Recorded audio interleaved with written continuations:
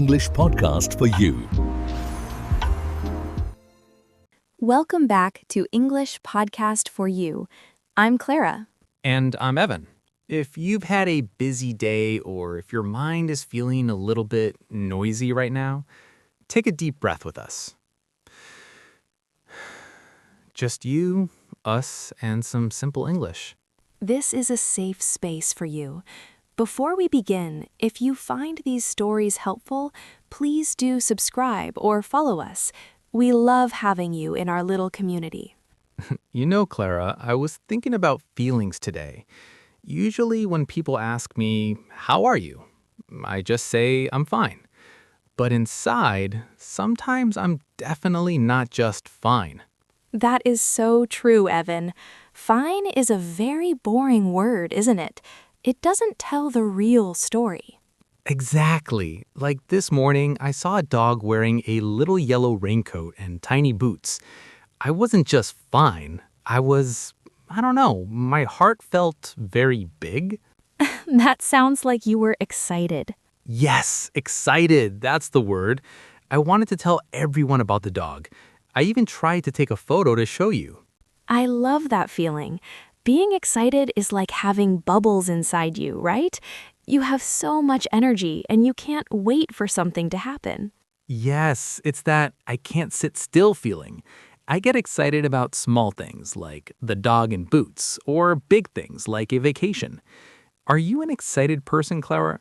I am, but in a quiet way. I get excited when I see a new book I want to read. I don't jump up and down like you, but I feel very happy inside. I definitely jump. Ask my neighbors. I was so excited when my favorite pizza place opened again that I actually did a little dance in the street. I wish I could have seen that. But you know, Evan, there's another feeling that is a bit like being excited, but it's deeper. It's when you see something so beautiful or so big that you can't believe it. You feel amazed. Amazed? Like looking at the stars? Exactly. When something is so wonderful it surprises you, you feel amazed. I remember the first time I went to the mountains. I grew up in a very flat city. When I saw those huge snowy peaks, I just stood there with my mouth open. I was totally amazed. That's a perfect example. Being amazed makes the world feel very special. It's a quiet, powerful feeling. I felt amazed last week when I watched a video of a young girl playing the piano perfectly. She was only 5 years old. Wow, I can't even play the triangle properly, and she's playing the piano at 5?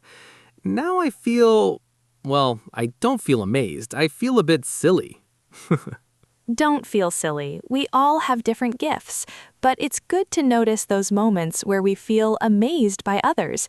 It makes life feel more colorful. It does, but Clara, I have to be honest. Life isn't always dogs and boots and beautiful mountains. No, it isn't. Sometimes I feel tight, like my chest is tight and I'm worried about tomorrow. I'm thinking about my work, my bills, or if I said the wrong thing to a friend.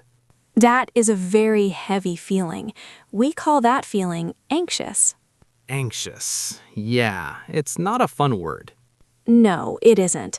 But it is a very human word. When you are anxious, you are worried about things that might happen. Your brain is moving too fast. That's me. I'm a professional at being anxious. I was anxious about recording this today. I thought, what if I forget how to speak English? But look at you. You are doing perfectly. When I feel anxious, I try to remember that most of the things I worry about never actually happen. That's true. My grandmother used to say that being anxious is like carrying an umbrella when it's not even raining yet. Your grandmother was a very wise woman. She was, but even with her advice, sometimes I still get that anxious feeling in the middle of the night. Do you ever feel anxious, Clara? You always seem so calm. Oh, Evan, of course I do, especially when I have to speak in front of a lot of people. My hands get cold and my heart beats very fast. I feel very anxious, but then I take a breath, just like we did at the start of this podcast. It helps. Just saying the word helps, I think. I am feeling anxious. It makes the feeling smaller, I think. You are exactly right. Giving a name to the feeling is the first step to feeling better. So we have the happy bubbles of being excited, the big wonder of being amazed, and the tight worry of being anxious. We do. And we have two more very special phrases to talk about today. One for when you are the happiest person in the world, and one for when you feel a little bit blue. I'm ready. I think I've been both of those things this week. I believe you. But before we move to those, let's just sit with these three words for a moment. Excited, amazed, anxious. Which one do you feel right now? Right now, I think I'm just glad to be talking to you. It's nice to share. It really is. We were just talking about feeling anxious and how heavy that can be. But Evan, let's change the energy. Tell me about a time you felt wonderful. Not just happy, but like you were walking on the clouds. Oh, I remember that feeling. It was last summer. I had been practicing for a 5K run for months. I'm not a fast runner, Clara. I'm more of a slow jogger. There is nothing wrong with being a slow jogger. Well, on the day of the race, I finished it. I didn't come in first, but I crossed the finish line. My legs were tired, but I was over the moon. Over the moon. I love that image. It's like you are so happy you jumped right off the earth and landed on the moon. Exactly. I was over the moon. I was calling my mom. I was telling the person selling water. I think I even told a tree. I just couldn't stop smiling. We use over the moon when something special happens. It's a very high level of happiness. You might be over the moon because you got a new job or because someone you love said something kind to you. I was over the moon when I finally learned how to make a perfect omelet. It took me 10 tries, but when it didn't burn, I felt like a king. It's the small wins, isn't it? I remember when my niece was born. When I held her for the first time, I was over the moon. I felt like the world was a perfect place. That's a beautiful one. But you know, Clara, there's a phrase for the opposite feeling too, and it's a bit of a funny sounding one. You mean when we are down in the dumps? Yeah, down in the dumps. It sounds like you're sitting in a pile of trash, doesn't it? It does sound a bit like that. A dump is a place where we put things we don't want. So when you are down in the dumps, you feel sad, or perhaps you have no energy. You feel like you are in a low, gray place. I felt down in the dumps last week, actually. It was raining for 4 days straight. I couldn't go for my walk, my house felt dark, and I just felt flat. Rain can definitely make us feel down in the dumps. It's that gray feeling. You aren't necessarily crying, but you just don't feel like yourself. Exactly. I didn't want to cook, I didn't want to watch TV. I was just down in the dumps. I sat on my sofa and looked at the wall for a while. That's okay too. We all have days like that. When I feel down in the dumps, I try to do one very small thing. Maybe I make a cup of tea, or I listen to a song I like. That's what I did. I listened to that song. You know the one, the happy song. It felt a bit annoying at first because I was so sad, but by the end, I wasn't quite so down in the dumps. Music is like medicine. So we have these two opposites. You can be over the moon, up high in the sky with joy, or you can be down in the dumps, feeling low and gray. I think I prefer the moon. It has a better view. I agree, but it's important for our listeners to know that both are normal. You can't be over the moon every single day. That would be very tiring. True, my face would hurt from all the smiling. And when you are down in the dumps, it's just a season. It's just a rainy day in your heart. The sun always comes back. I like that, Clara. A rainy day in your heart. That makes it feel less scary.